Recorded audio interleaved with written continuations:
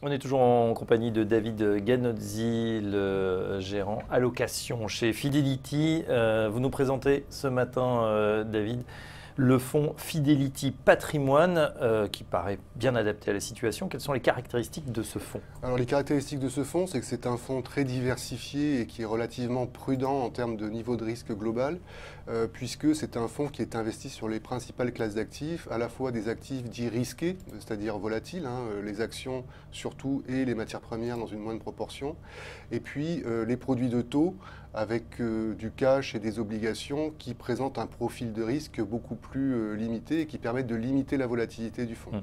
Donc ça donne un profil avec un niveau de volatilité qui permet de quantifier un peu le niveau de risque du fonds de l'ordre de 6%, ce qui le place quand même nettement en dessous de la volatilité qu'on peut observer sur les marchés actions en particulier, où on a des volatilités qui sont plutôt entre 15 et 20%. Ces fonds, souvent diversifiés, on dit qu'ils peuvent compléter, sinon remplacer le fonds euro.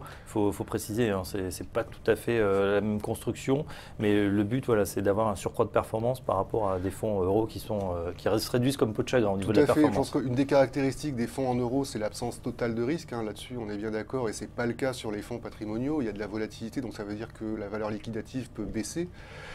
Mais par contre, effectivement, comme vous l'avez dit, une des caractéristiques malheureusement des fonds en euros depuis quelques années, et ça va se poursuivre, c'est une réduction de la rémunération.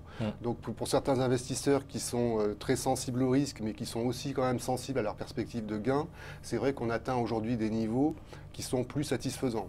Et donc pour aller chercher un petit surcroît de rendement, je pense qu'il n'y a pas de secret, il faut aller prendre un petit peu plus de risques, et donc les fonds patrimoniaux offrent précisément cette solution-là en permettant d'aller capter de la performance sur les actifs risqués, mais sans présenter un niveau de risque aussi fort qu'on peut avoir sur des fonds qui sont purs.